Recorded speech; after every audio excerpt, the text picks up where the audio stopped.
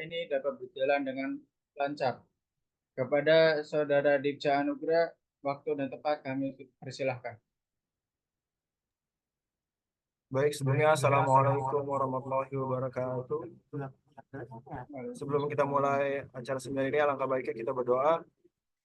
Di sini saya berdoa dengan kepercayaan saya, yaitu Islam. Bismillahirrahmanirrahim. Alhamdulillahirrahmanirrahim. Wabihi nasta'in ala umuri waddin. Wassalatu wassalamu ala asrafil anbiya'i wal mursalin wa ala alihi washabihi ajmain, amma ba'du. Ya Allah, Tuhan yang Maha Pengasih lagi Maha Penyayang, pada hari ini kami berkumpul dalam rangka seminar. Kami memohon ridho dan berkah-Mu agar acara ini dapat berjalan dengan lancar dan bermanfaat bagi kami semua. Ya Allah, berikanlah kami ilmu yang bermanfaat, bukakanlah hati dan pikiran kami, agar dapat menerima pengetahuan yang disampaikan oleh narasumber kami, dan jadikanlah ilmu tersebut sebagai bekal bagi kami dalam menjalani kehidupan kami. Ya Allah, mudahkanlah segala urusan kami, jauhkanlah kami dari segala kesulitan dan halangan, limpahkanlah rahmat dan hidayah-Mu kepada kami semua yang hadir di sini.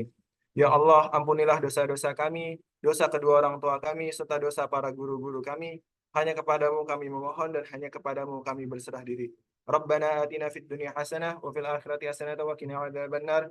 Walhamdulillahi rabbil alamin. Wassalamualaikum warahmatullahi wabarakatuh.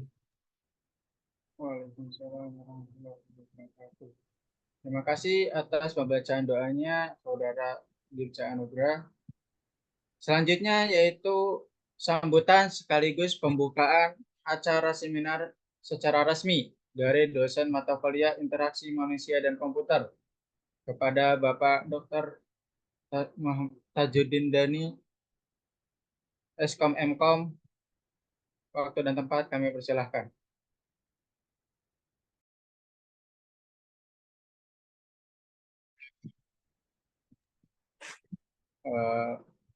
Dikarenakan Bapak Dr. Muhtajuddin Dani Eskom Mkom sedang berhalangan,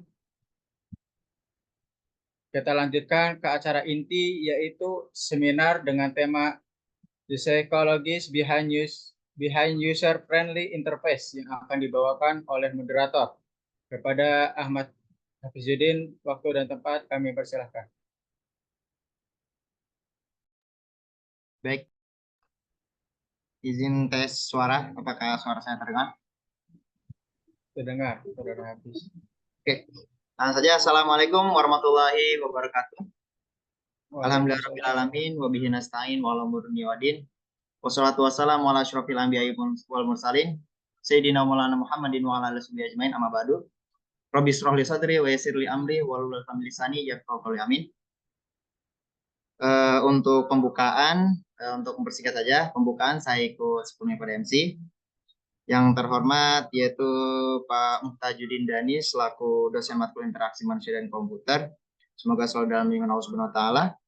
Dan yang terhormat pula yaitu narsum seminar interaksi manusia dan komputer dengan judul The Psychologist Behind User Friendly Interface, yaitu Kak Dihin Pinasti Pamungkas yang sudah hadir pada seminar siang hari ini. Selamat siang Kak Dihin.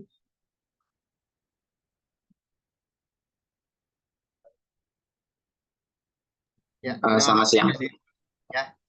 Sudah ada suaranya? Sudah ada, Kak Dihin. Terima kasih untuk atas waktu dan partisipasinya Kak Dihin. Dan juga yang saya hormati adalah seluruh peserta seminar IMK pada siang hari ini yang telah berpartisipasi. Langsung saja untuk mempersingkat waktu, saya akan membacakan runtutan acara seminar pada siang hari ini, yaitu yang pertama adalah tentunya acara pembawaan materi yang akan disampaikan oleh Kak Dihin. Yang kedua adalah acara sesi tanya jawab. Langsung saja untuk mempersingkat waktu, kita masuk ke acara inti, yaitu adalah pembacaan materi seminar IMK The Psychologist Behind User Friendly Interface yang akan dibawakan langsung oleh Kak Dihin Pinasti. Waktu dan tempat kami persilakan.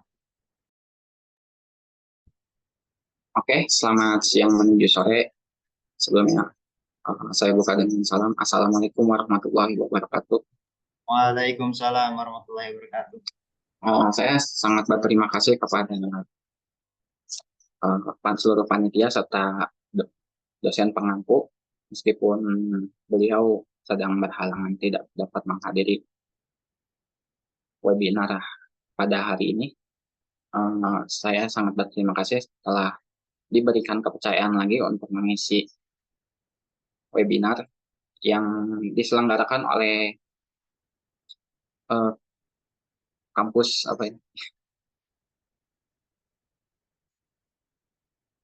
kampus Pelita Bangsa dalam rangka mengisi program Kampus Merdeka. Oke. Lanjut saja, kita akan mulai kepada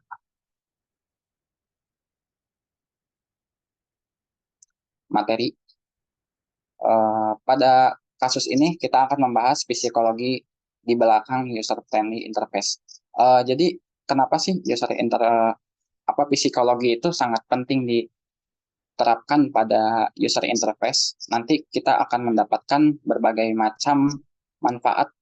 Di antaranya manfaat itu tidak hanya diberikan kepada user atau pengguna saja, tetapi bagi pemilik produk atau perusahaan, serta juga sebagai orang yang merancang desain tersebut. Oke, kita lanjut. Sebelum memahami itu, kita masuk kepada apa itu psikologi.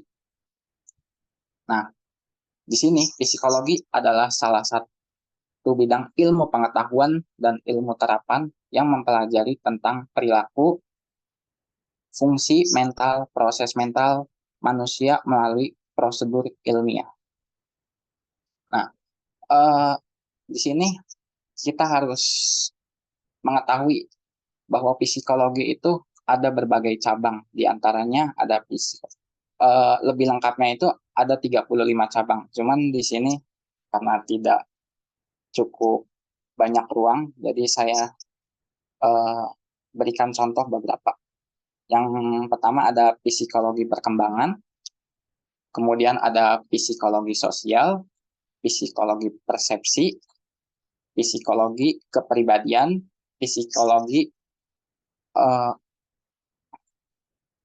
sosial, dan lain-lain.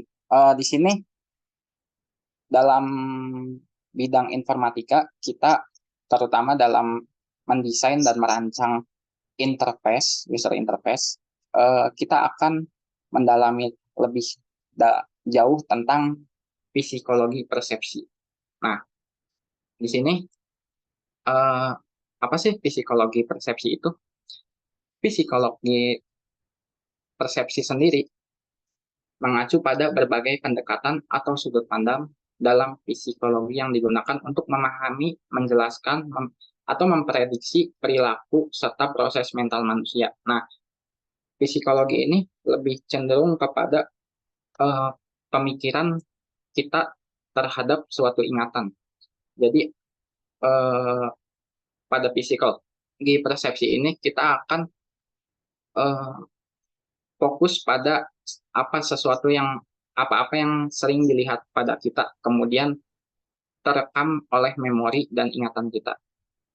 Nah, cabang psikologi perspektif sendiri ada berbagai macam, di antaranya adalah perspektif kognitif, perspektif behavioristik, perspektif humanistik, perspektif psikonalitik atau psikodinamik atau psikologi dinamik, sama psikoanalitik itu sama ya. Kemudian ada perspektif evolusioner, ada perspektif sosiokultural, dan ada perspektif geologis. Nah,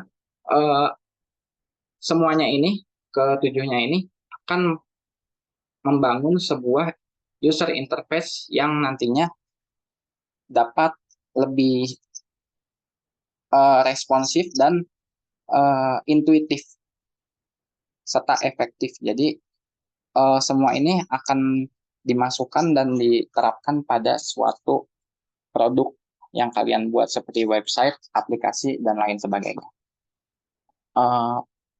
Dalam merancang suatu user interface, kita harus memahami jenis-jenis perspektif ini. Yang pertama, di sini ada perspektif kognitif. Perspektif kognitif sendiri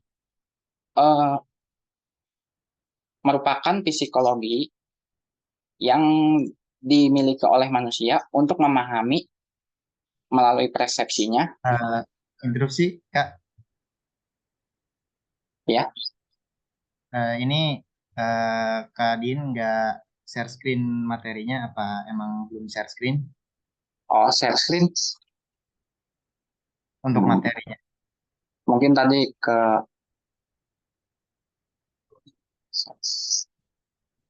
sudah ada. Oh ya, sudah. Oke, maaf ya.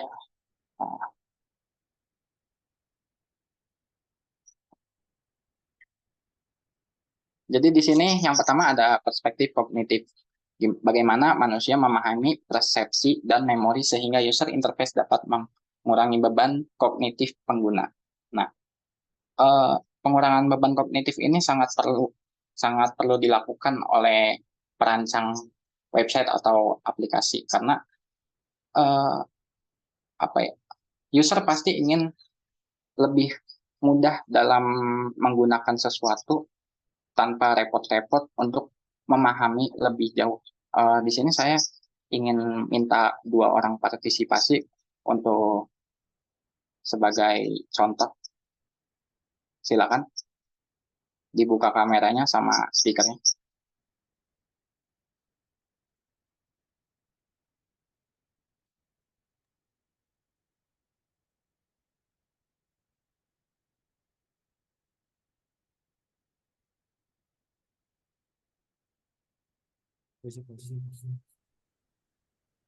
Jadi bagaimana? Ada partisipan? Udah kami siapa enggak? Ya, di mana? Mikael sama Gilar. Boleh Kak, boleh. Suaranya? Tes. Gilar Sumilar Sama saya Kak. Oke. Mikael Rivaldo ya. Oke. Nah, kedua orang ini saya ingin memberikan pertanyaan. Di sini kan ada beberapa gambar serta warna. Nah, dalam desain sendiri, dalam desain interface sendiri, kita itu harus mengurangi kompleksitas dalam suatu bentuk. Nah, dan warna-warna yang dapat dipahami langsung oleh si user atau pengguna. Bentuk tata letak juga sangat penting. Seperti contohnya di sini. Meskipun 2 orang ini mungkin mempunyai beda sudut pandang ataupun karakteristik, tapi dengan psikologi kognitif mereka akan menganggap semua benda serta warna ini dengan arti yang sama atau perspektif yang sama. Coba yang pertama, kalian pasti 2 orang partisipan tadi pasti pernah melihat gambar di sini, icon di sini. Ya, betul. Benar. Tanpa kalian pikirkan atau tanpa kalian berpikir dengan keras atau mencari-cari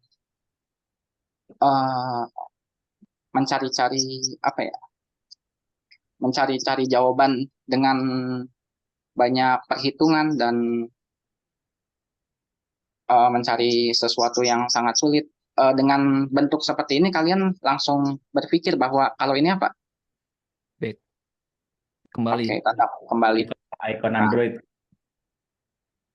Nah, fungsi kognitif itu harus intuitif. Intuitif itu berarti orang langsung mencerna gambar dengan otak tanpa perlu berpikir keras. Gitu. Intinya seperti itu. Terus lanjut yang di tengah apa? Home. Nah, seperti itu. Terus yang selanjutnya? Mungkin menu. Ya, menu bisa. Gilar, kalau Gilar memandangnya apakah beda atau sama? Sama Kak. Nah, Ya, soalnya udah sering dipakai gitu. ya, karena perspektif kognitif ini lebih mengutamakan daya ingat si pengguna. Jadi kalian tuh jangan menaruh tanda back di sebelah kanan atau di sebelah atas atau yang lain-lainnya. Jadi sesuaikan posisi atau layout seperti apa yang diingat oleh user. Jangan di luar itu. Oke. Nah, selanjutnya warna. Penggunaan warna sendiri pasti warna-warna seperti ini kalian familiar lah. Terutama di bidang makanan. Kalau warna seperti ini, apa yang kalian pikirkan? Dua warna Kasih. ini. Oke. Nah, kalau merah. Kalau di bidang makanan apa ini? Oh, saus. Bisa Bukan. saus. Saus. Oke. Kalau kalau didefinisikan lebih jelas pasti di sini warna merah itu identik dengan rasa pedas atau yang lainnya. Oh. Kalau kuning itu kegembiraan. Oh, gitu. Oke. Tapi kalau gabungan dua warna ini, kalian pasti ingat dengan salah satu Logo. perusahaan makanan yang Oh, logonya huruf McD. M. McDonald. Kalau ya McD. McDonald. Kalau KFC itu cenderung lebih ke merah, Merah. hitam, putih. Tapi kenapa sih warna merah lebih banyak dipakai untuk di bidang makanan? Karena menurut penelitian, warna merah itu dapat merangsang orang untuk ingin segera makan. Jadi otak bakal merespon itu sebagai tanda untuk kita makan. Jadi rasa lapar cenderung lebih cepat datang ketika melihat warna merah. Ditambah lagi brand tersebut sudah sangat terkenal karena produknya yaitu ayam. Nah, oke, sudah cukup jelas di perspektif kognitif ini. Nah, seperti itu. Terima kasih untuk partisipan. Nanti akan saya panggil lagi jika diperlukan. Oke, selanjutnya perspektif behavioristik. Perspektif ini menggunakan pengondisian pertukaran yang dimana pengguna prinsip menggunakan prinsip penghargaan dan hukuman terhadap perilaku pengguna. Jadi si pengguna ini ketika menggunakan suatu aplikasi atau website akan mendapatkan bisa dapat penghargaan atau hukuman ketika dia melakukan sesuatu. Yang pertama, penghargaan dan hukuman ini termasuk ke dalam feedback ya, feedback yang diberikan oleh sistem. Nah, salah satu contohnya ada di bawah. Feedback yang biasa kita lihat di suatu sistem adalah ketika password Anda salah ketika memasukkan password. Ketika kita mengosongkan password, yang akan terjadi adalah kita dapat menerima feedback password Anda salah atau belum memasukkan password. Nah, ketika password yang Anda masukkan benar, maka sistem memberikan feedback berupa seperti ini. Contohnya, selamat Anda berhasil masuk. Kemudian masuk ke halaman website tersebut, ke home. Feedback ini juga dapat diterima oleh perancang desain, perancang media user interface ini. Salah satunya ketika kita mengisi sebuah kuesioner yang diperlukan untuk pengembangan suatu aplikasi. Nah, feedback yang terjadi itu adalah feedback bukan antara sistem dan pengguna, tapi antara pengguna dan developer. Oke.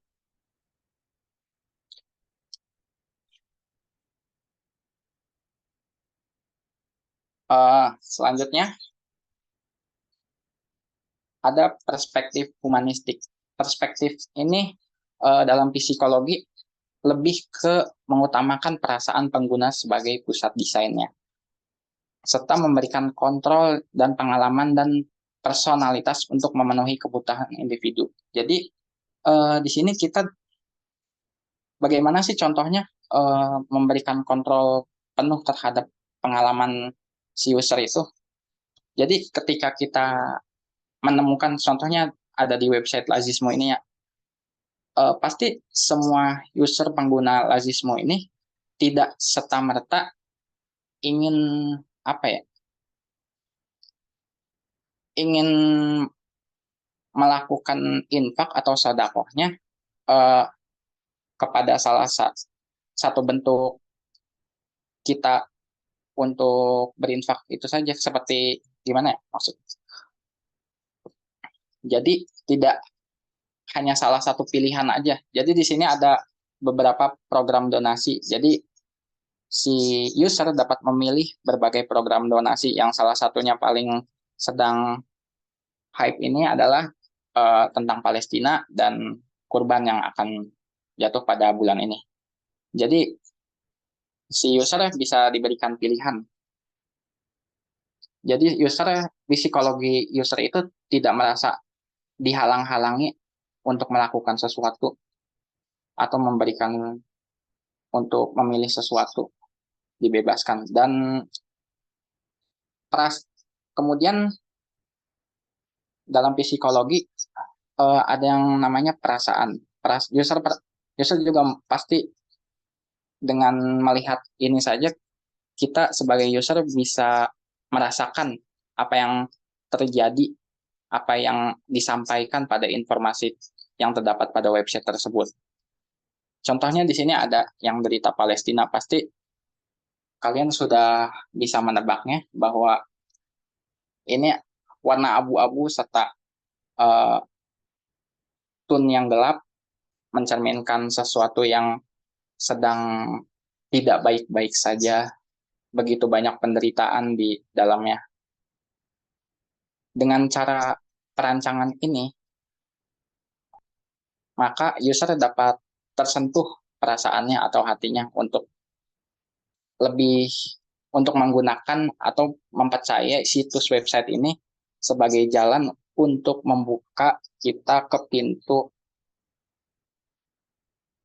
untuk menolong sesama manusia gitu, untuk membuka. Nah, selanjutnya ada perspektif psikoanalistik. Dalam perspektif ini, fokus pada kebutuhan pengguna, pendekatan humanistik menetapkan kebutuhan dan perasaan pengguna sebagai pusat desain. Ini humanistik. Supaya mencintai pengalaman yang sehingga dalam perspektif humanistik ini, user dapat lebih menciptakan pengalaman positif yang memuaskan dan mendukung pertumbuhan serta aktualistik diri pengguna, serta memberikan personalistik, memberikan penggunaan kontrol atas pengalaman mereka dan memungkinkan personal untuk memenuhi kebutuhan individu. Selanjutnya di sini ada kampus.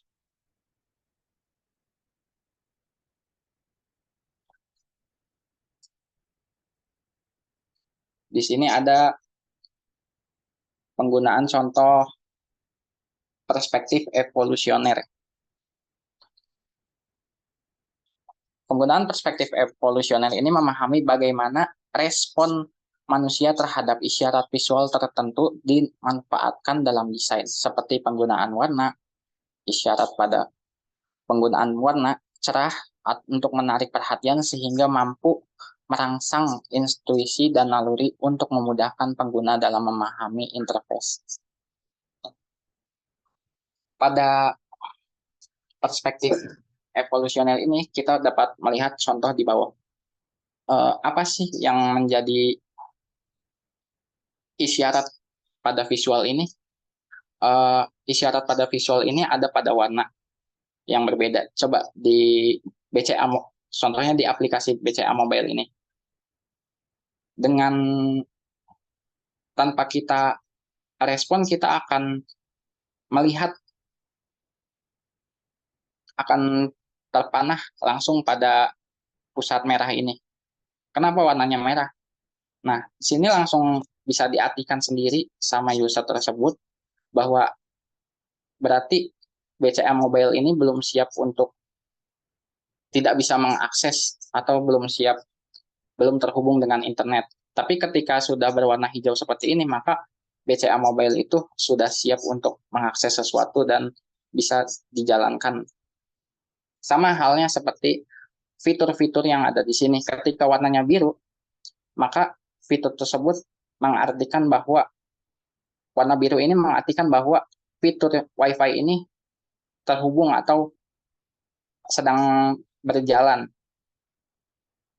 Dan beberapa fitur di bawah lainnya juga. Tapi ketika warnanya abu-abu, berarti warna ini mengisyaratkan bahwa fitur ini tidak diaktifkan atau sedang dinonaktifkan, seperti itu.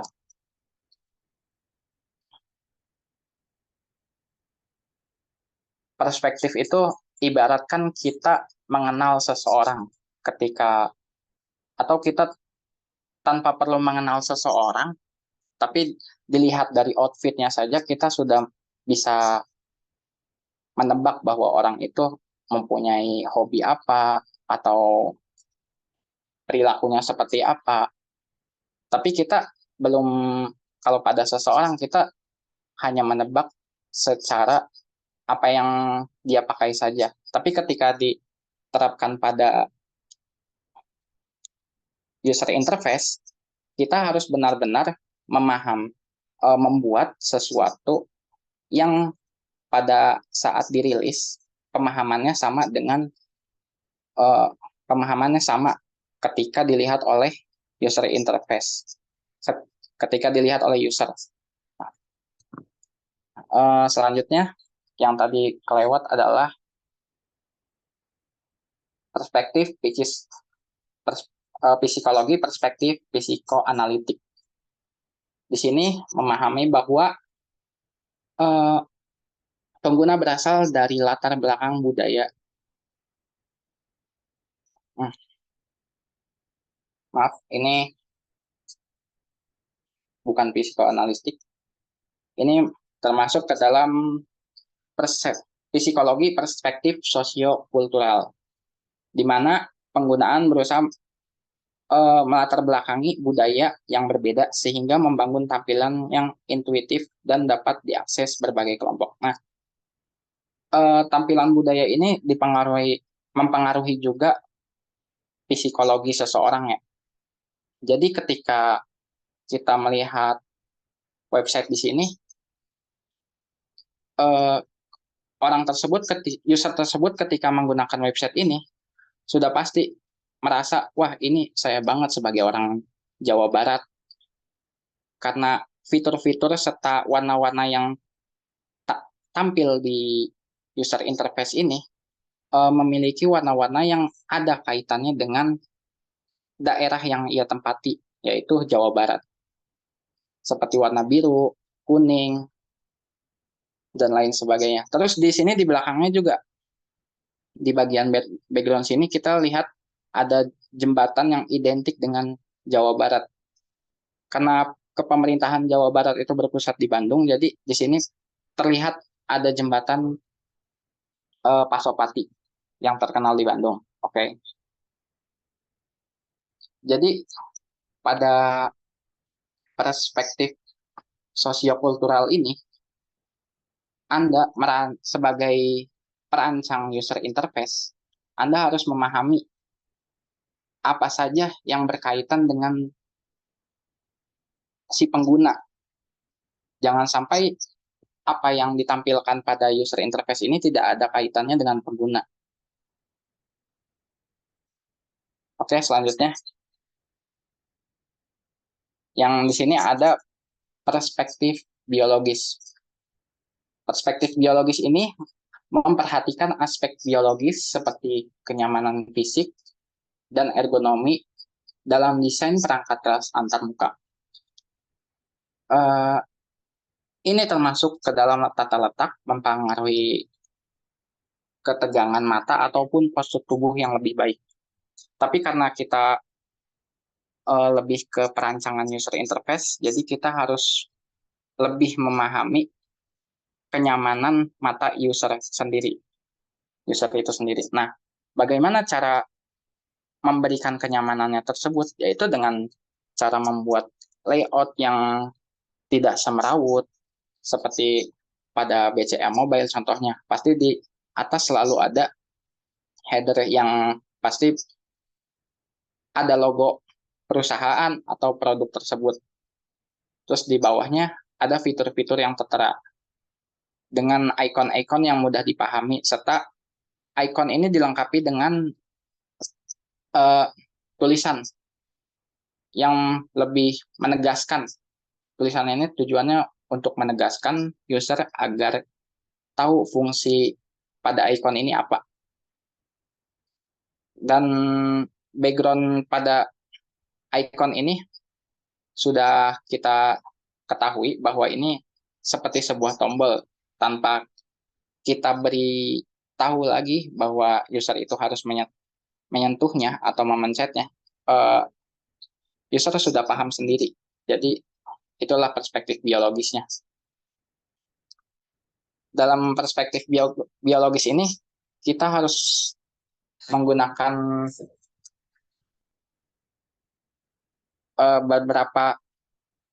kita harus memperhatikan beberapa kriteria. Pertama yang tadi layout, kedua adalah pemilihan warna. Pemilihan warna tidak boleh sampai seperti ini ya, terlalu banyak warna. Terus bagian tulisan berwarna merah serta background warna biru, itu membuat cukup mata sakit. Kemudian selain pemilihan warna, di sini juga ada pemilihan font. Pemilihan font itu sangat penting. Tidak hanya menunjukkan karakteristik suatu produk, tapi memberikan kenyamanan pengguna saat membaca. Dan tidak kalah pentingnya adalah kita harus memberikan white space. White space itu bagian-bagian kosong yang tidak diisi oleh suatu objek. Nah, seperti ini. Jadi, fungsinya itu, white space ini adalah sebagai cara kita untuk mengistirahatkan si pembaca secara tidak langsung. Jadi, ketika terlalu banyak teks ataupun gambar, mata itu lebih mudah lelah dan user akan mengurangi produktivitas untuk membuka aplikasi atau website ini. Bahkan menimbulkan tidak adanya ketertarikan pada website atau situs yang kalian buat. Langsung dari sekian banyaknya psikologi persepsi yang telah saya sampaikan, di sini ada proses bagaimana psikologi mempengaruhi user saat melihat interface. Jadi, yang pertama adalah persepsi. Persepsi itu ketika kita membuka lalu melihat user interface di hadapan kita. Nah, itu persepsi. Kita sudah mengira-ngira bahwa user interface ini seperti apa tampilannya. Ada warnanya, ada tulisannya. Terus lalu mereka masuk memperhatikan apa yang mereka cari.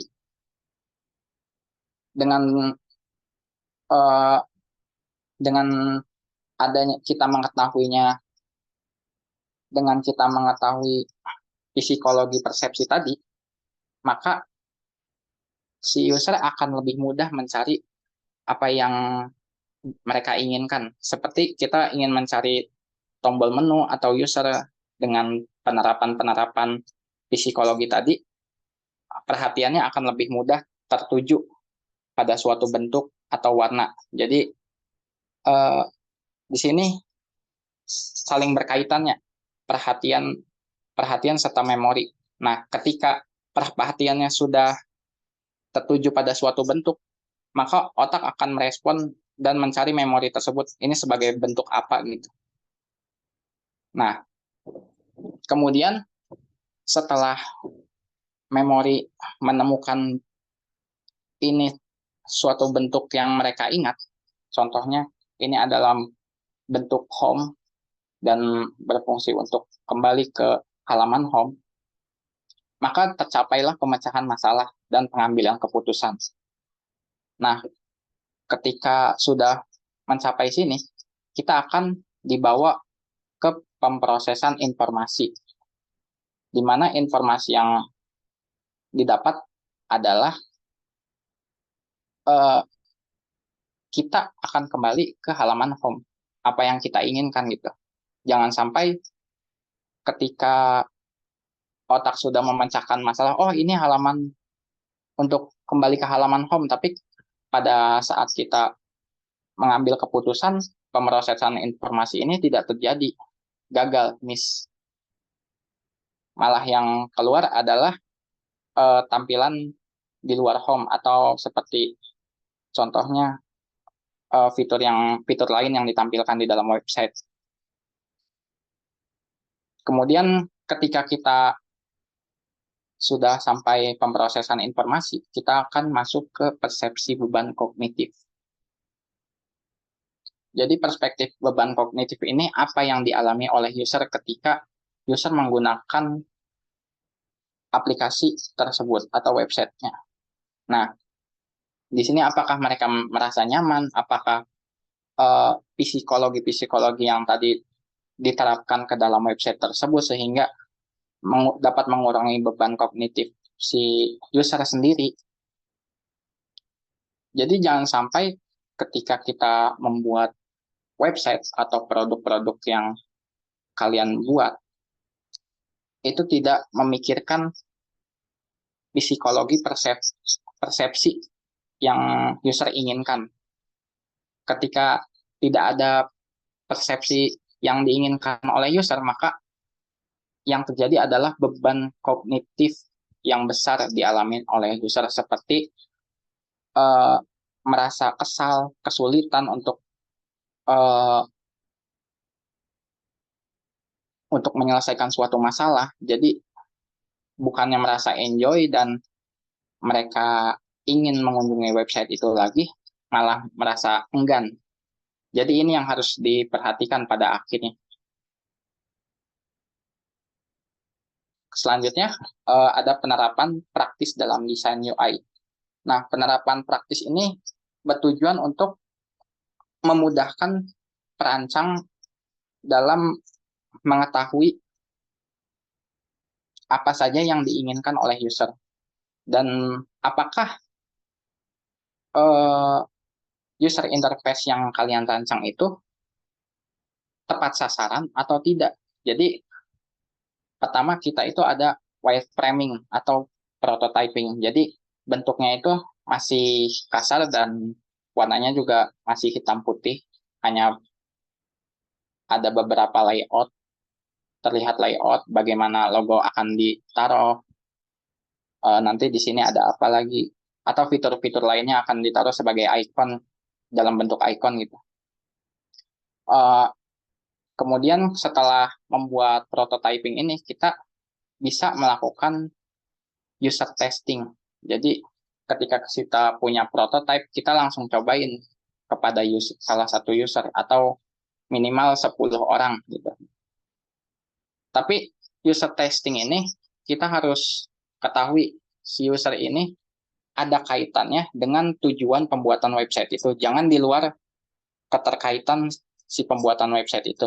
Nanti kita akan bahas setelah ini. Kemudian ada interactive design. Ini sudah melakukan tahapan wireframing dan user testing. Jadi ini udah hampir setengah jadi. Bahkan mungkin sudah di launching. Tapi dalam bentukan yang belum sempurna. Jadi di sini masih ada seperti tadi yang di awal, kita itu akan mendapatkan feedback. Si user itu akan diberikan pertanyaan, bagaimana sih perasaan kalian ketika melakukan ini, berapa bintang untuk aplikasi ini, seperti itu. Jadi pertanyaan-pertanyaan tersebut akan dikumpulkan, kemudian akan dijadikan referensi sebagai pengembangan aplikasi selanjutnya.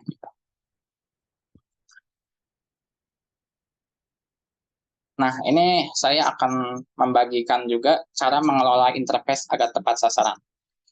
Banyak sekali faktor-faktor yang diperhatikan dalam perancangan interface, terutama faktor-faktor yang tadi saya sebutkan, faktor psikologinya, ada banyak sekali. Tapi psikologi manusia itu sangat tidak bisa ditebak, dan bahkan tiap beda umur saja psikologi seseorang sudah bisa berbeda dari yang lainnya. Antar individu juga berbeda. Tapi bagaimana sih kita agar bisa memudahkan si perancang untuk membuat user interface yang tepat sasaran? Jadi di sini kita harus memperhatikan yaitu khalayak sasaran yang ingin disasar oleh suatu perusahaan atau produk. Apa sih yang ingin produk kita tuh mau contohnya produk Aqua. Produk Aqua itu pengen disasar ke orang-orang yang seperti apa sih, bagaimana. Kita itu harus menggunakan metode kualitatif yang mengacu pada 3 aspek berikut. Nah, yang pertama adalah biografi.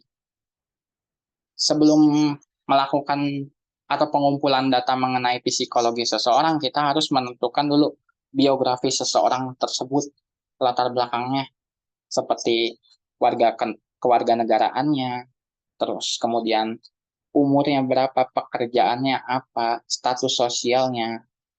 Kita harus memperhatikan itu sehingga ketika kita mempunyai biografi khalayak sasaran yang ingin dituju, kita jadi lebih terfokus, tidak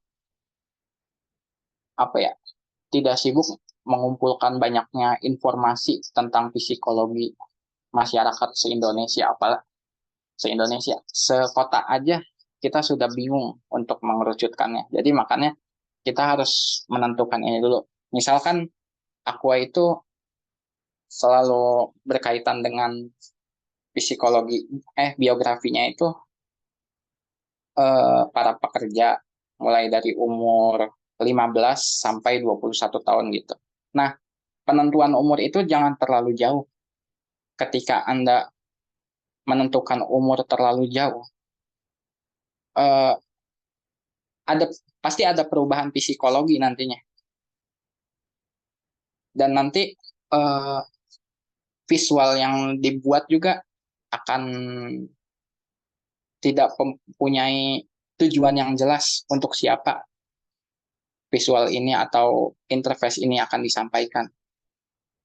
Jadi seperti contoh gampangnya yang sering kali kita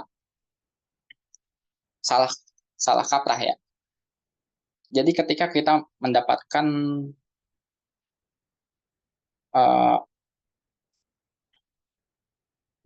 project, tapi produknya ini adalah produk susu bayi. Nah, coba saya pengen bertanya, siapa aja yang bisa jawab nih? Kita dapat project untuk membuat website susu bayi. Biografi yang kita tuju itu siapa? Ibunya atau anaknya? Ibunya kan? Ya, ibunya. Salah. Kekeliruan terjadi di sini. Susu bayi itu untuk siapa? Untuk bayinya atau ibunya? Bayinya. Iya kan, bayinya. Nah, maka di sini terjadilah kekeliruan di mana kita ingin merancang suatu user interface yang tujuannya untuk bayi, tapi kan bayi belum bisa mengartikan sesuatu, bahkan balita saja masih belum bisa gitu membuka situs website. Tapi kenapa biografinya itu harus bayi? Karena bayi itu ada keterikatan sama orang tuanya, terutama ibu.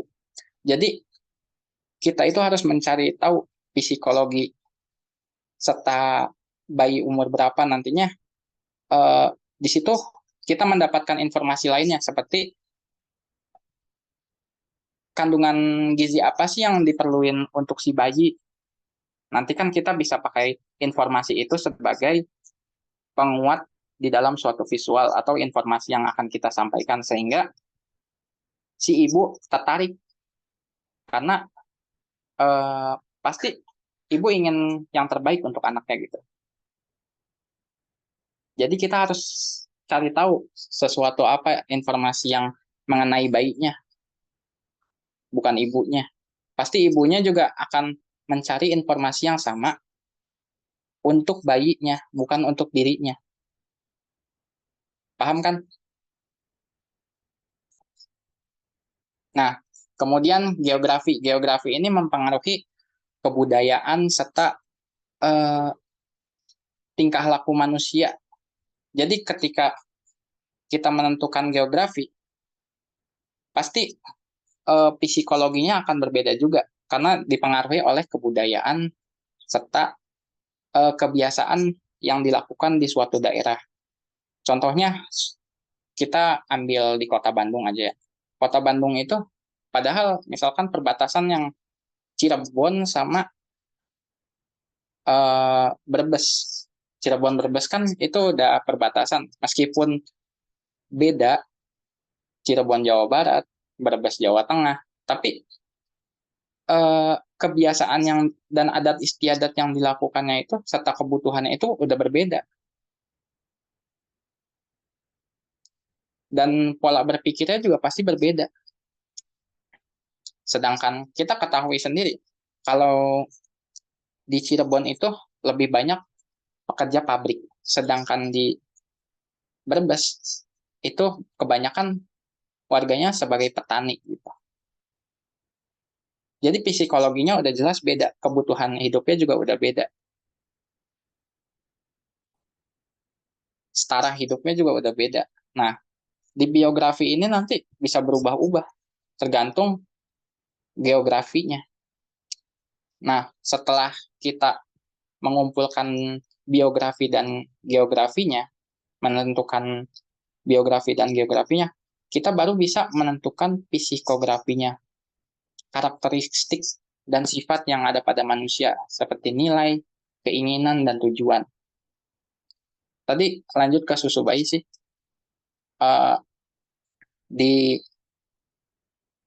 Kita juga menentukan geografi ini tidak hanya sebatas apa ya, kita di kota, tapi kan kalau di kota itu ada urban, suburban, dan apa satunya saya pokoknya.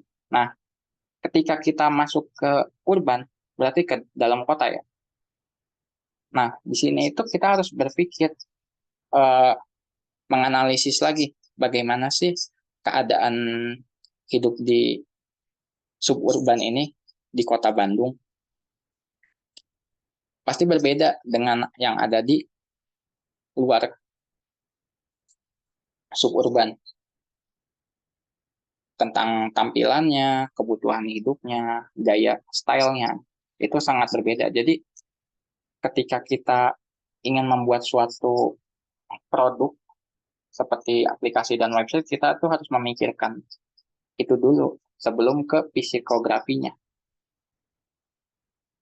Bayangkan saja ketika kita tidak memikirkan kedua hal ini, tidak menentukan dari awal biografinya seperti apa, geografinya seperti apa, maka ketika kita masuk ke penentuan psikografinya, itu akan pecah, akan kemana-mana, nggak mengerucut, tidak mendapatkan sesuatu yang ingin dicapai. Jadi seperti itu ya. Oke, lanjut setelah kita memahami bagaimana cara mengelola interface, lanjut ke manfaatnya. Manfaatnya ini tidak hanya, tadi sudah saya bilang, tidak hanya untuk user, tapi untuk si pemilik produk atau aplikasi tersebut, tapi juga untuk si perancangnya. Manfaat yang pertama adalah kesesuaian dengan keperluan pengguna. Prinsip psikologis yang tadi kita bahas membantu desainer untuk memahami perilaku atau preferensi dan kebutuhan pengguna, di mana secara tidak langsung kita tuh apa ya, menggali-gali sesuatu tentang orang lain. Apa sih yang kalian butuhkan? Apa sih yang harus kita buat? Apa sih yang nantinya harus kita terapkan pada user interface ini agar kebutuhannya sesuai dengan target pengguna atau khalayak sasaran. Nah, kemudian ada kemudahan navigasi dengan memahami cara orang mencari informasi dan berinteraksi antar muka atau desainer atau perancang user interface. Jadi memudahkan menentukan tata letak yang intuitif. Kita seringkali melihat apa ya, tata letak website atau aplikasi selalu mirip, bahkan sama, tapi mempunyai karakter yang berbeda meskipun sama. Kayak X dan Thread hampir mirip, tapi kalau kita lihat lebih detail, pasti ada karakter yang berbeda. Jadi di situ ketika kita ingin, dan tujuan target audiensnya serta informasi yang ada di dalam X serta Threads tersebut jelas berbeda jauh.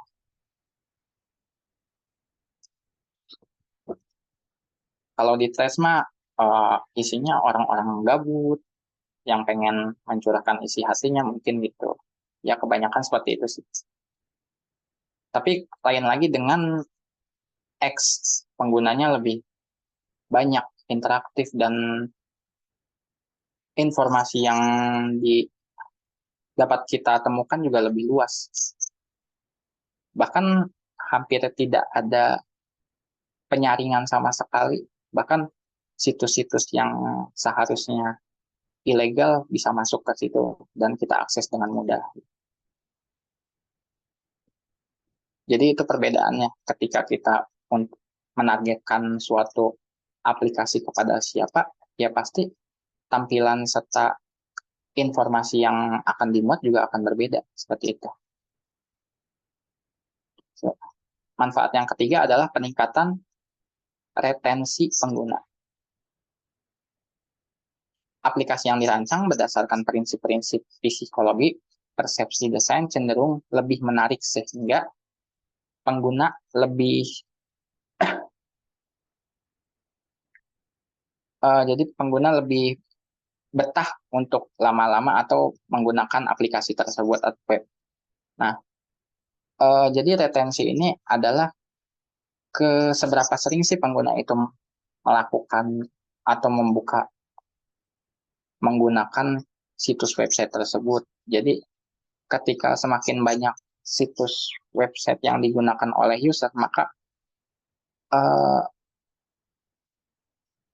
si produk ini juga akan mengalami peningkatan yang signifikan.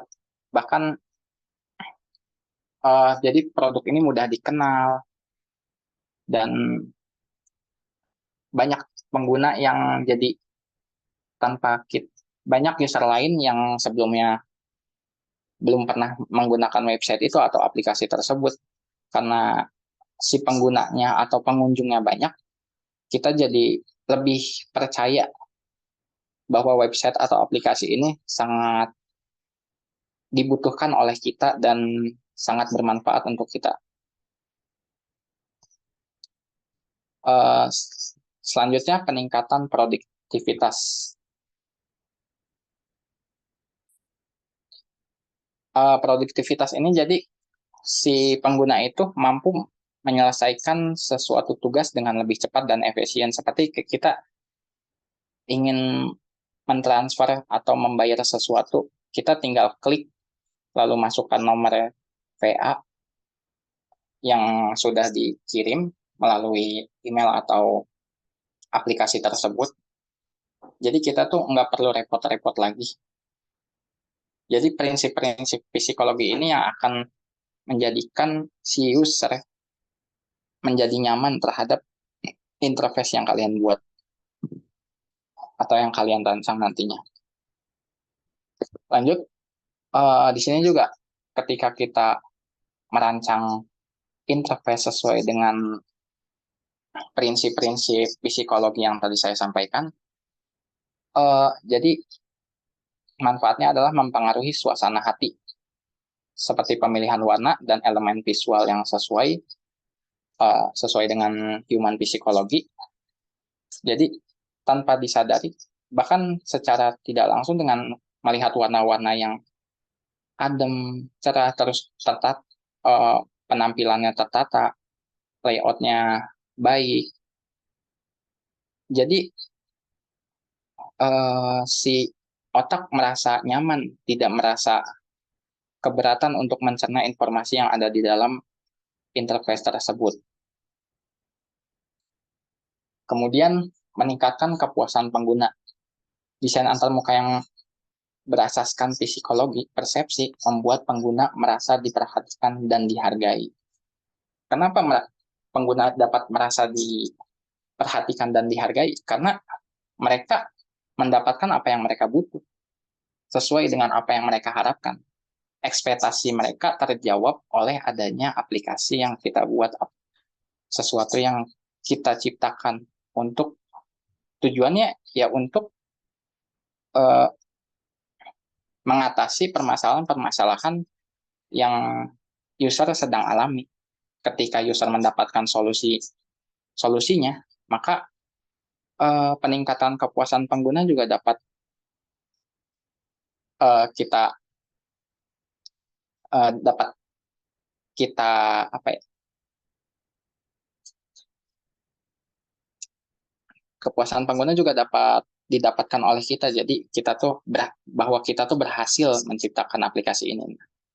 Tapi lain ketika kita mendapatkan feedback yang buruk, berarti ada sesuatu yang salah dari kita.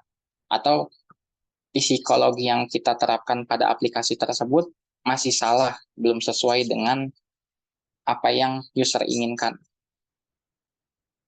Jadi makanya ada feedback, kemudian feedback tersebut kita terima untuk pengembangan aplikasi selanjutnya agar lebih baik. Pengukuran analistik yang lebih baik. Nah, di sini ada pengukuran analistik yang lebih baik. Dengan memahami prinsip-prinsip tersebut, desainer atau perancang dapat merancang uji coba pengguna user test atau user testing dan survei yang lebih efektif. Jadi dengan adanya tindakan feedback tersebut, kita mendapatkan banyak informasi-informasi penting melalui user. Sehingga ketika kita melakukan pengembangan lebih lanjut terhadap aplikasi atau website yang kita buat, jadi kita lebih mudah. Kita punya arah yang jelas. Jangan sampai ketika kita membuat website, ya saya selalu ingatkan jangan sampai malah merugikan user, membuat user makin lama untuk mengerjakan sesuatu, atau user jadi harus mempelajari lagi bagaimana cara mengoperasikan website tersebut atau aplikasi tersebut dengan tampilan yang mungkin user belum pernah lihat dan sangat sulit untuk dipahami karena tidak mengenal, tidak mengingat dalam kasus psikologinya, dalam kehidupan sehari-harinya mengenai bentuk yang kalian buat. Selanjutnya adalah peningkatan daya saing produk. Nah, di sini peningkatan daya saing produk jadi memiliki manfaat bagi si pemilik produk atau aplikasi. Aplikasi yang dirancang dengan mempertimbangkan faktor psikologi seringkali lebih menarik dan lebih mudah digunakan, sehingga produk dapat lebih unggul dari kompetitornya. Jadi ketika kita mau merancang juga, kita harus melihat kompetitor ini kompetitor kita itu sudah membuat website yang seperti apa sih. Dan kita juga bisa melihat apa sih kekurangan website dari kompetitor ini, kenapa websitenya mungkin, atau bisa kita lihat ada kelebihan dan kekurangan pada website yang dimiliki oleh kompetitor. Kita bisa menjadikan referensi untuk pengembangan website kita selanjutnya. Jangan hanya dijadikan apa ya, ketika melihat faktor keunggulan ini, kita bisa jangan sampai apa ya, kita juga jangan sampai lupa ada faktor-faktor lain yang mempengaruhi keunggulan suatu produk.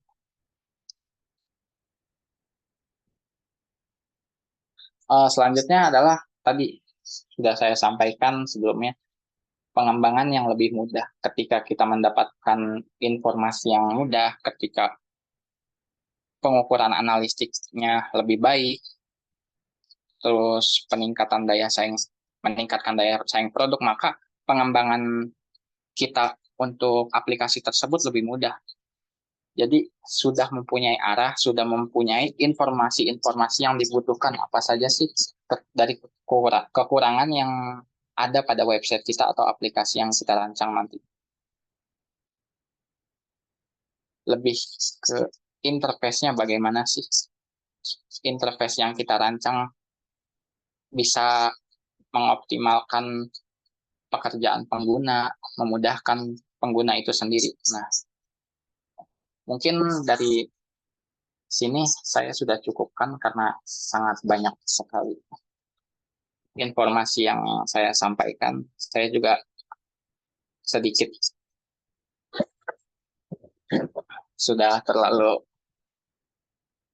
tidak fokus untuk menyampaikannya. Jadi kita sudahi saja. Sebelumnya terima kasih untuk waktunya karena saya sudah menyampaikan informasi yang semoga bermanfaat. Terima kasih kepada para panitia. Bisa dilanjut ke sesi berikutnya.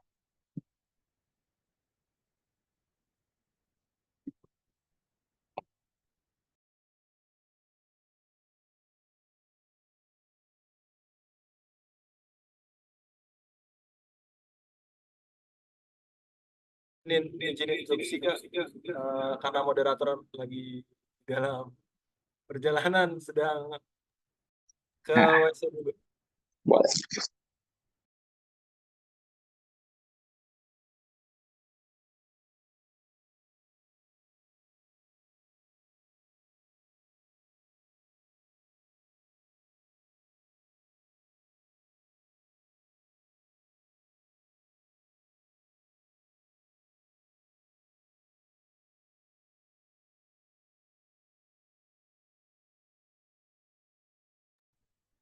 Baik, terima kasih atas penyampaian materinya dari Kak Diin,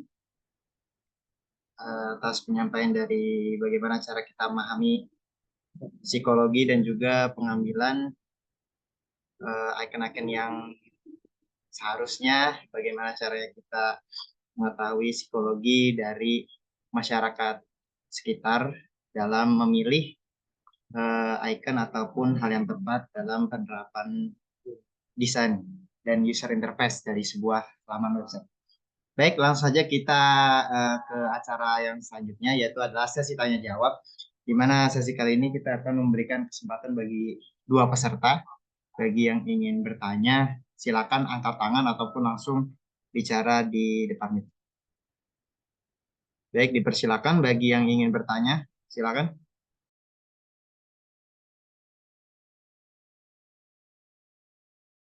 Saya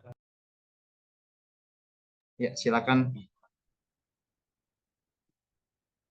Kenalkan, nama saya Dipca Anugrah. Izin bertanya Kak Dihin, dalam membuat sebuah website atau aplikasi kan itu ada dashboard ya. Nah, di dashboard tuh biasanya ada penjelasan tentang aplikasi kita atau website kita tuh apa ya. Nah, tulisan atau kalimat-kalimat itu tuh ada psikologinya juga nggak sih? Itu saja. Ya, terima kasih atas pertanyaan dari Mas Tica. Mungkin Kak Dihin bisa langsung menjawab.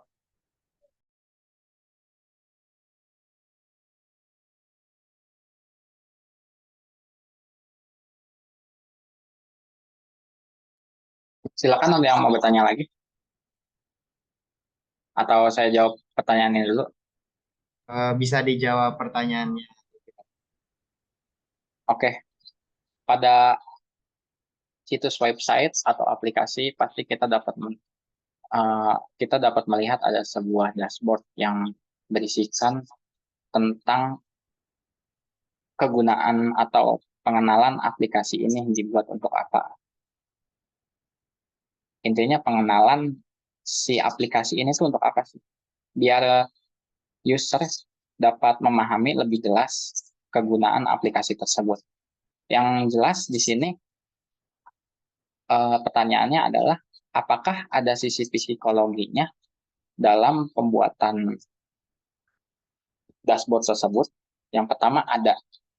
Yang harus kita pahami itu sisi psikologinya adalah cara penyampaian pada suatu pembentukan teks, pembentukan copywriting yang tepat untuk uh, usernya. Jadi apa yang informasi yang kita sampaikan di sana, sebentar, di sini azan asar dulu ya, boleh dihentikan dulu.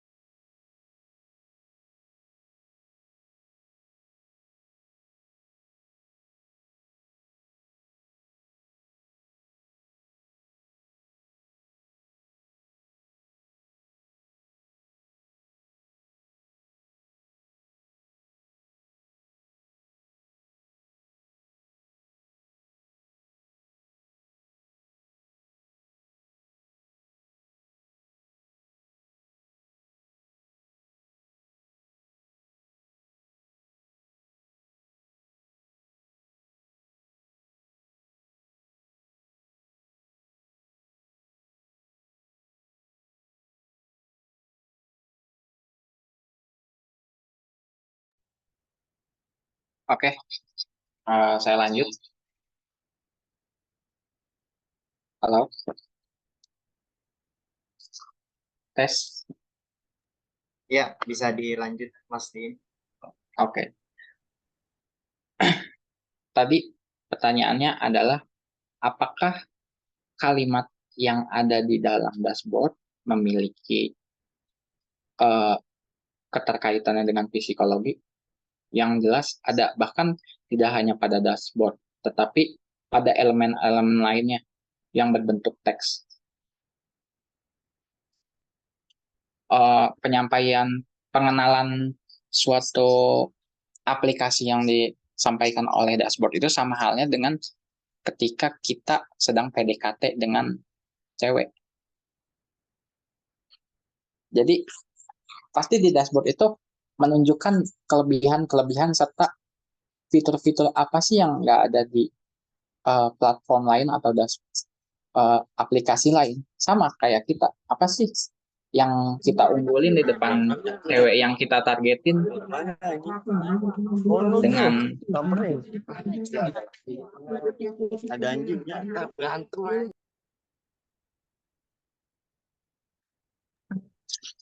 Para peserta diharap untuk tenang.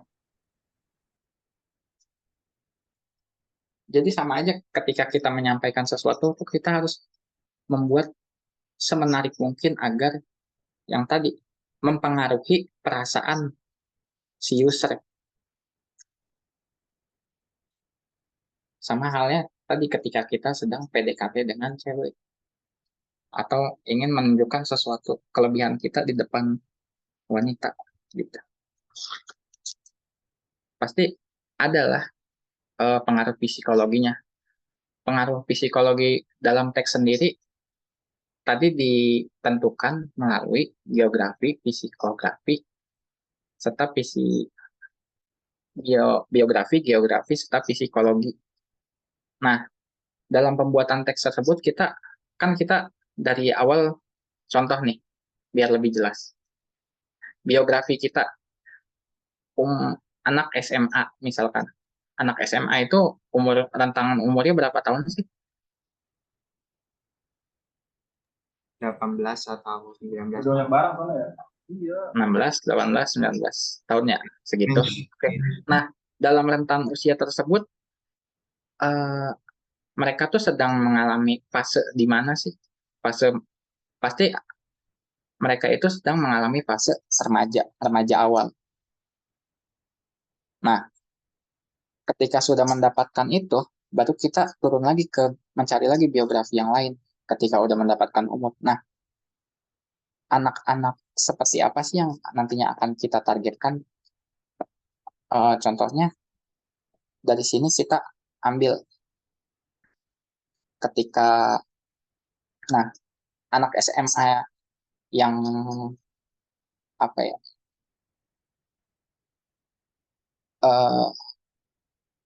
status sosialnya seperti apa sih anak SMA ini? Apakah kelas menengah ke bawah atau menengah atas atau kelas bawah gitu. Misalkan kita ambil kelas menengah ke atas ya. Nah, kita cari lagi di situ berapa sih pengeluaran atau uang saku yang diterima oleh anak SMK menengah ke atas umur 16 sampai 19 tahun. Nah, seperti itu. Nah, terus setelah itu kita tentukan geografinya. Nah, geografinya misalkan di Jakarta Selatan. Nah, Jakarta Selatan itu, nah nanti di sini kita masuk ke penggunaan tata bahasanya. Nah, di Jakarta Selatan itu budayanya seperti apa sih? Yang tahu Jakarta Selatan?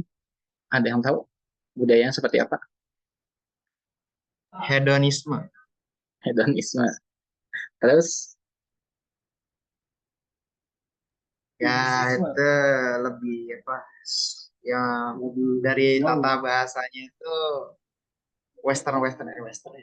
ya, bercampur ya antara bahasa Inggris dan Indonesia. Bahkan bahasa daerah gaulnya gitu. Campur sari. Ya, campur sari. Ya, ketika kita menargetkan target audiens seperti itu, kita juga harus mengikuti apa yang kita tampilkan nantinya seperti itu, termasuk tulisan yang nantinya kita buat.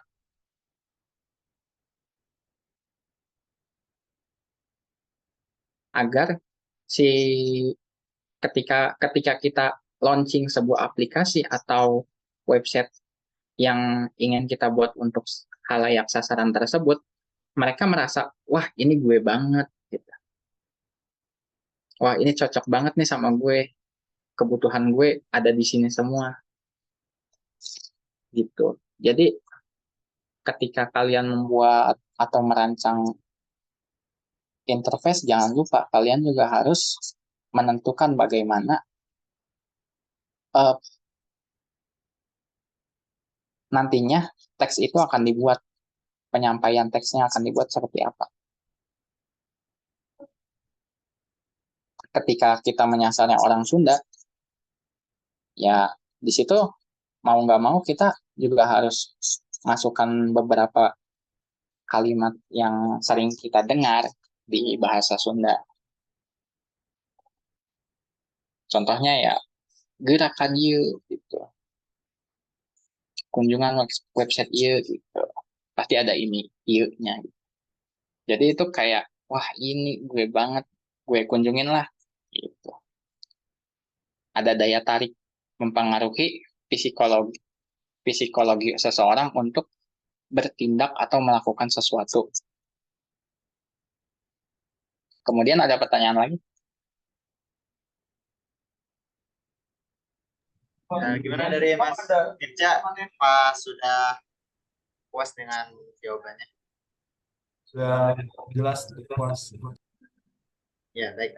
Terima kasih atas pertanyaan dari Mas Dirja dan juga terima kasih atas jawabannya dari Kak Dihin. Langsung kami membuka satu pertanyaan terakhir bagi mahasiswa atau peserta yang ingin bertanya. Silakan untuk menyalakan mic ataupun mengangkat tangannya. Tuh.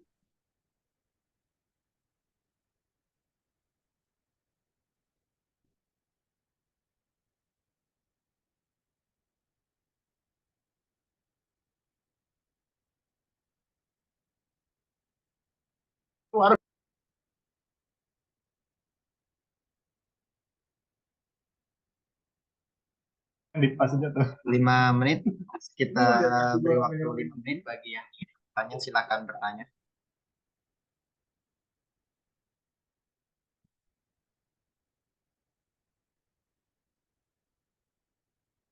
Bila Sumilar, ada yang ingin ditanyakan? Nggak ada Kak, jelas Kak.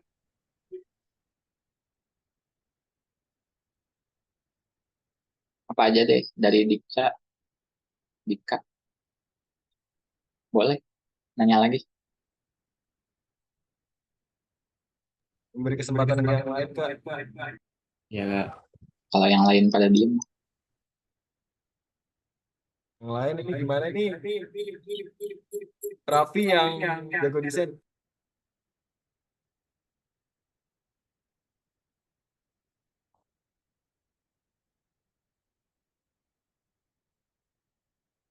Mikael Rivaldo.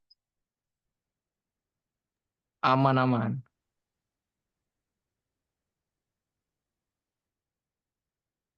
Iya, Kak, mau nanya. Nah, ya silakan. Kan dalam seminar ini ya, Kak, tips membuat poster tuh gimana ya, Kak ya? Soalnya kadang tuh pakai poster template tuh jelek gitu, Kak. Walaupun kadang ngebuat, tapi pikiran kita tuh masih template gitu, Kak. Nggak kayak Kak Dihin buat gitu, di luar apa yang kami lihat selama ini gitu. Oke, pertanyaan yang ya ada terkaitannya dengan itu. Oke, akan saya langsung jawab ya. Bagaimana sih membuat poster yang menarik? Terus eh, apa ya? Secara visual itu menarik, ada unsur estetikanya, tapi tetap eh, memberikan informasi yang cukup jelas tanpa bertele-tele, kemudian terlalu banyak kalimat yang seharusnya tidak diperlukan. Sebenarnya kalau tadi kan yang aku buat itu bukan poster, lebih ke flyer. Tapi kalau pertanyaan Dipta adalah poster, kita itu harus mengklasifikasikannya dulu, apa sih poster yang kita buat tuh, pengen poster yang seperti apa. Kan ada berbagai macam jenis poster, ada poster yang informatif, ada poster musik yang hanya isinya lebih banyak gambar dibandingkan informasi dalam bentuk tulisannya, dan berbagai jenis poster lainnya. Nah, ketika kita ingin apa ya, contohlah kayak acara ini, webinar, kita mau buat postering, apa sih yang harus kita persiapkan? Yang pertama adalah judul materi. Dari judul materi, kita gali lagi lebih dalam. Contohnya di materi ini. Mana? The Psychology Behind User-Friendly Interface. Nah, di sini kan lebih kayak pembawaannya itu, dari judulnya sendiri kelihatan, wah ini serius banget gitu. Sangat berbobot.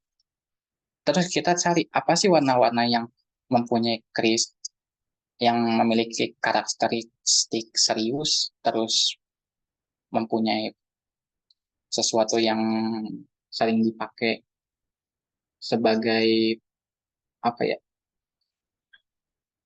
dari warna ini kan kita bisa lihat warna biru ini tuh sering dipakai oleh perusahaan yang emang dalam bidang serius, kayak ingin menunjukkan bahwa ini tuh sesuatu yang paling tinggi, sesuatu pencapaian, suatu keberhasilan yang tinggi.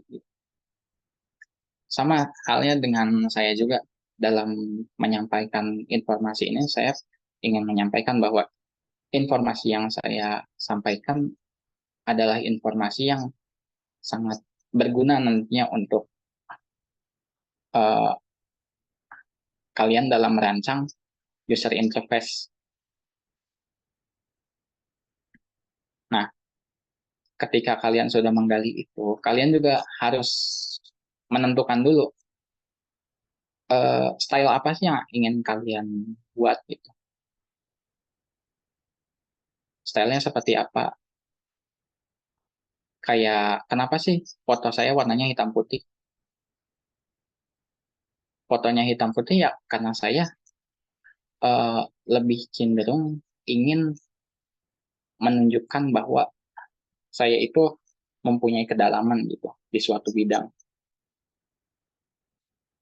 Nah, jadi ketika kalian memberikan warna foto hitam putih juga jangan asal, hitam putih ya biar apa? Pas ditanya, nggak tahu, nggak punya konsep. Intinya punya konsep. Terus kenapa sih uh, si gambar yang nah, kalian juga ketika melihat apa namanya, judul yang ada di ini, saya udah share screen belum sih? Sudah, Halo? Kak. Sudah, Pak. Oke. Sudah, Pak. Nah, kalian lihat judul yang ada di sini kan? Lihat. Nah, judul yang ini tuh tersusun. Ini tuh dalam rangka kan ini program Kampus Merdeka ya. Terus acaranya itu webinar.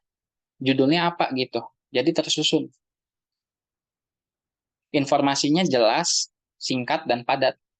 Jadi sudah tidak usah bertele-tele, ini dikemanain Kampus Merdekanya, acaranya dikemanain, terpisah-pisah. Jadi udah dalam satu kesatuan. Dan ketika judul ini dibuat jadi logo yang utuh, seperti yang ada di background kalian, bahkan ini bisa digunakan untuk berbagai macam keperluan. Bisa dijadikan logo, bisa dijadikan flyer nantinya. Kemudian bahkan bisa dijadikan pada poster media-media informasi Kayak nanti ada apa namanya, di video juga bisa. Logo yang seperti ini lebih cenderung apa ya, fleksibel. Jadi kalian juga kalau merancang sesuatu atau mendesain sesuatu, jangan terpaku, saya pengen kayak gini, saya pengen kayak gitu. Tapi ketika ditanya, kalian tahu nggak konsepnya apa? Gitu.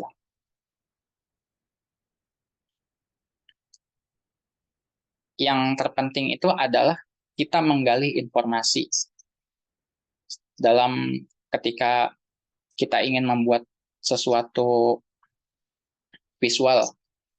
Ketika kita mendapatkan banyak informasi ke otak, otak akan merespon lebih apa ya? Otak akan menggali lebih luas dan mendapatkan uh, inspirasi-inspirasi yang di luar dugaan ketika kita menyerap informasi lebih banyak. Apalagi informasi yang baru diserap, kita kombinasikan dengan informasi apa yang udah ada di otak kita. Misalkan kita punya prinsip-prinsip desain, bagaimana layout, bagaimana kita menentukan warna, kita punya apa ya, informasi mengenai arti dari warna-warna tertentu, maka kita akan lebih mudah ketika kita menyerap informasi yang baru untuk dikembangkan menjadi suatu visual yang menarik gitu. Jadi apa yang kita serap itu jangan, dan apa yang kita lihat sebagai referensi, jangan terpaku sama referensi tersebut. Justru dikembangkan lagi di dalam otak kita, dipadukan lagi dengan unsur-unsur yang lain yang sudah ada di ingatan kita sendiri. Seperti itu. Ada yang lain?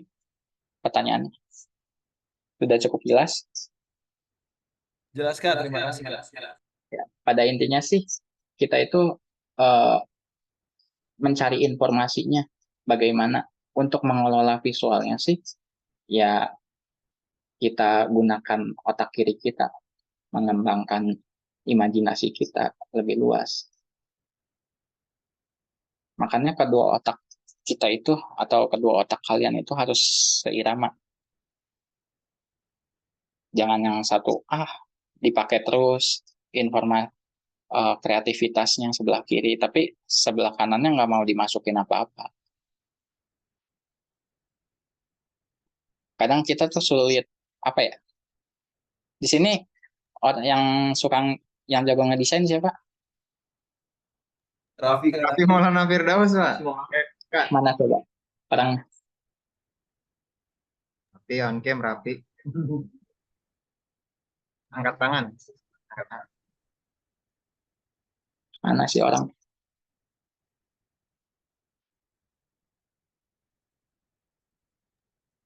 Mau Rizky Maulana Kak.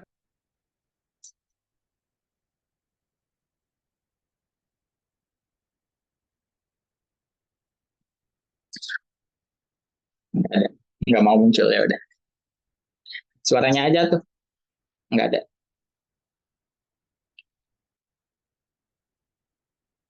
Mungkin gini Kak, apa yang tadi disebut kayak Rapi, dia orangnya minder. Ya udah nggak apa-apa. Saya langsung tanya ke siapa ini? Ya udah yang tadi aja, Mikael sama Gilar Sumilar. Hadir Kak, hadir. Oke. Kalian pernah buat desain nggak sih? Pernah Kak, pernah. Pernah. Membuat desain itu masih ada keterkaitannya sama bidang kalian kan? Ketika merancang user interface terutama. Ya, sedikit Kak. Betul. Nah, di sini kalian suka bingung nggak? Kayak kalian udah punya ide, punya referensi, tapi kalian malah diam di situ aja, nggak bisa mengaplikasikan. Biasanya di bagian penentuan warna sih Kak, sama apa teks konteksnya, stylenya gitu. Situ biasanya Style. dilihat. Kalau style itu bisa ditentuin dari gampangnya seperti ini ya. Kalian itu ingin membuat, tadi kan ini user friendly interface. Sebenarnya yang disebut friendly itu bukan berarti harus tampilannya harus ramah, harus ini. Tapi kan setiap orang punya apa ya?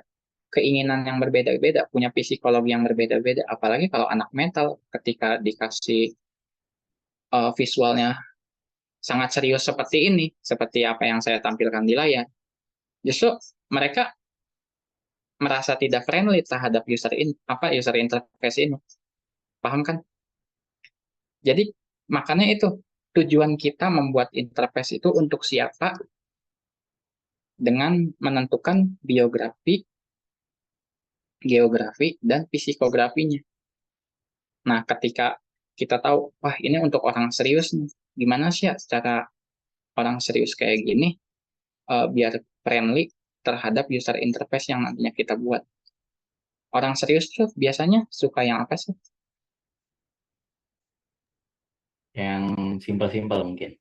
Simple, tidak Tegas. bertele-tele, Ya, tegas. To the point, to the point. to the point. Terus apa lagi? Estetik. Ya, estetik, lebih ke terus sama compact, minimalis. Nah, orang-orang yang serius biasanya nggak mau ribet. Udah jelas, terus terlihat elegan gambarnya, visualnya. Nah, maka visual yang tersebut lah yang diinginkan oleh orang-orang yang serius tersebut. Tapi lain lagi, ketika kita nyasarnya anak seni lah. Kalian tahu anak seni pergaulan seperti apa?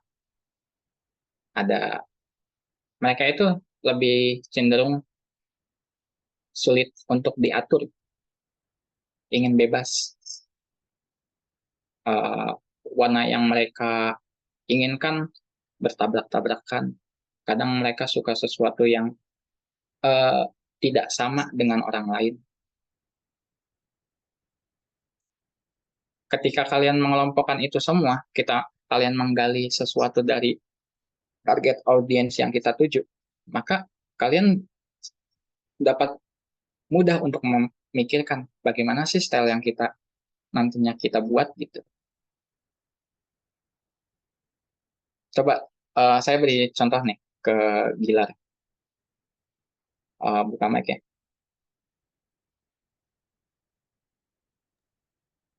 Oke. Gilar, saya punya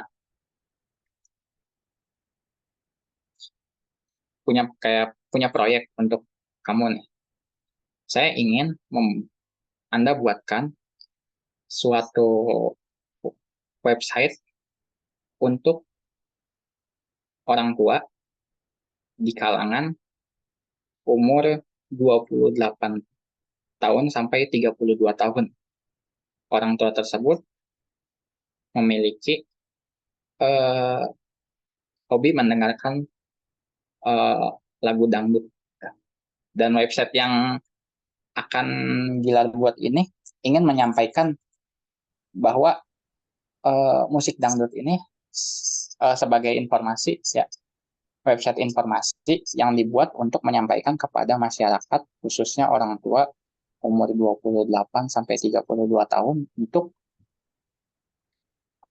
apa ya, mengetahui bahwa musik dangdut menjadi budaya turun temurun asli Indonesia gitu. Yang pertama Gilar pikirin apa? Ingin membuat yang seperti apa? Coba, kan saya udah jelasin biografinya. Terus geografinya itu orang Jawa, udah jelas orang Jawa. Nah, yang Gilar pikirin apa? Nanti visualnya. Mungkin gambar dengan Warnanya dulu, warna yang Gilar pilih apa? Warna hijau. Kenapa hijau? Karena apa ya? Biasanya kalau di kayak konser-konser dangdut-dangdut gitu di kampung-kampung tuh hijau banget. Terus yang Oke, kirim. terus apakah warna hijau itu ada keterkaitannya dengan budaya Jawa? Ada. Biasanya itu apa ya? Mungkin baju adat ada. Gitu.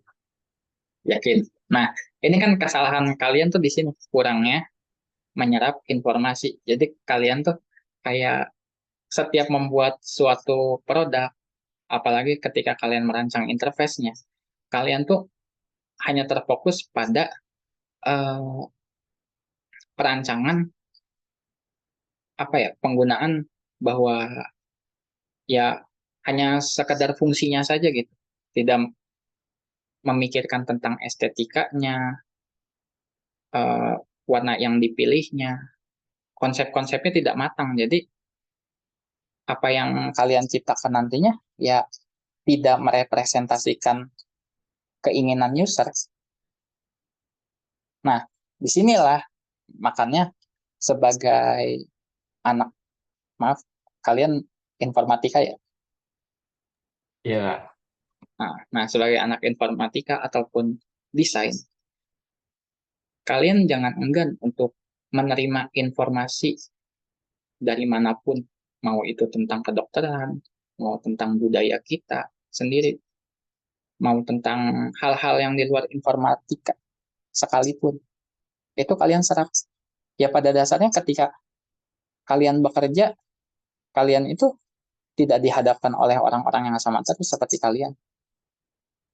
Ketika ada di lingkup perkuliahan. Kalau di lingkup perkuliahan dikasih apa ya? Dikasih materi ya dari dosennya, latar belakangnya informatika juga. Orang-orang yang kalian kenal di kelas informatika semua. Tapi beda ketika kalian punya klien. Klien kalian punya apa ya? Latar belakang yang berbeda, budaya yang berbeda. Dan ketika kalian mencari psikologi, kalian ya bertanyanya pada yang ahli, jangan kepada yang tidak mengerti psikologi. Itu salah.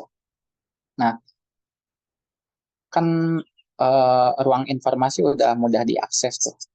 Jadi kita lebih mudah menentukan psikologi seseorang. Kita tahu ada penelitiannya. Nah, itu harus kita baca, harus kita serap, diingat. Nah, ketika menentukan psikologi sendiri, karena kita harus apa ya, langsung kepada orang yang berpengalaman, atau kita mencari orang tersebut membuat website tersendiri untuk penelitian-penelitiannya, bisa kita lakukan, kita bisa kita ambil informasi-informasi tersebut. Jadi mulai dari sekarang kalian jangan enggan untuk menyerap informasi, apalagi sebagai anak informatika ya. Nah, ini juga kesalahan ketika kalian menempatkan psikologi. Ketika kalian mencari informasi psikologi target audience. Ini kesalahan yang sering terjadi. Ketika kalian udah menentukan biografi, tapi kalian lupa geografinya juga nggak diikutin. Jadi ketika kalian mencari psikologi, mencari psikografis pada khalayak sasaran kita, kita itu harus menentukan dulu di mana, siapa,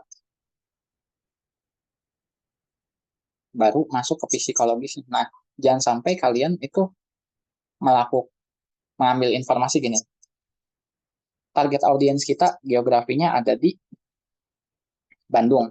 Tapi kalian penelitiannya yang kalian ambil sebagai informasi yang valid itu dari Jawa Tengah atau Surabaya. Kan sangat jauh.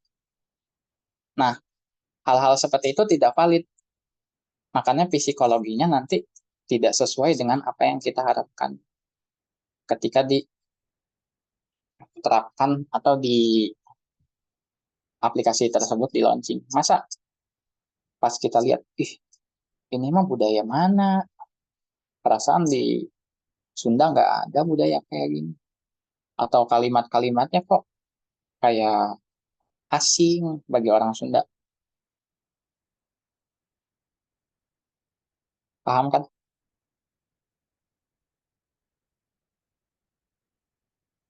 Sampai sini paham? Paham, Kak, paham, paham, paham.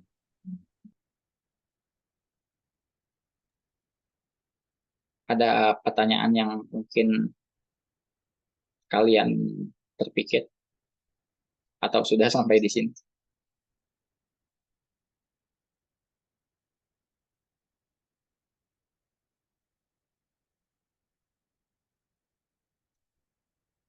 Halo.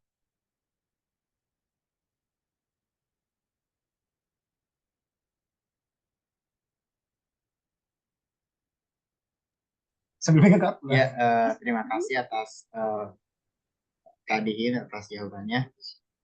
Baik, karena sudah selesai semua pertanyaan dan sesi seminar pada sore hari ini, langsung saja kita tutup acara seminar pada sore hari ini. Saya selaku moderator, apabila ada salah tutur kata, mohon untuk dimaafkan. Langsung saya kembalikan ke MC. Assalamualaikum warahmatullahi wabarakatuh. Waalaikumsalam. Terima kasih atas waktu sesi seminar dan tanya jawabnya kepada Bapak Dihin Dinasti Sabta Pamungkas dan moderator. Sebelum kita menutup acara hari ini, marilah kita abadikan momen yang berharga dengan sesi foto bersama untuk dokumentasi. Kepada para peserta dimohon untuk mengaktifkan kamera masing-masing.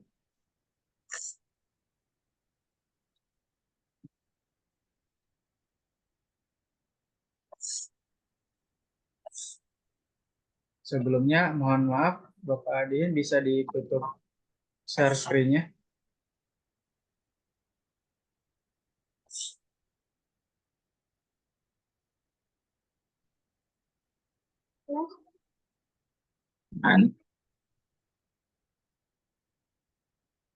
Baik, Sebentar.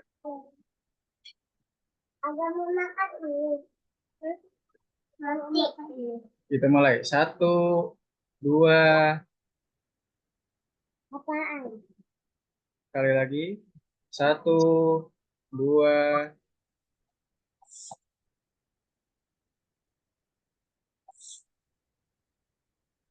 baik. Untuk acara yang terakhir yaitu penutup. Sebelumnya kami hanya ingin mengucapkan terima kasih kepada setiap individu yang telah berkontribusi dalam kesuksesan seminar ini. Semoga apa yang telah kita pelajari dan bagikan pada acara hari ini dapat menjadi bekal yang berharga dalam perjalanan ilmu dan kehidupan kita. Terima kasih atas partisipasi kalian dan perhatian kalian semua. Dengan ini kami nyatakan seminar pada siang hari ini resmi ditutup. Semoga kita dapat bertemu kembali di kesempatan-kesempatan berikutnya. Saya Maulana Zidan Perdana selaku MC undur diri. Mohon maaf jika ada salah dan tutur kata saya. Wabillahi taufiq wal hidayah. Wassalamualaikum warahmatullahi wabarakatuh. Waalaikumsalam warahmatullahi wabarakatuh. Waalaikumsalam.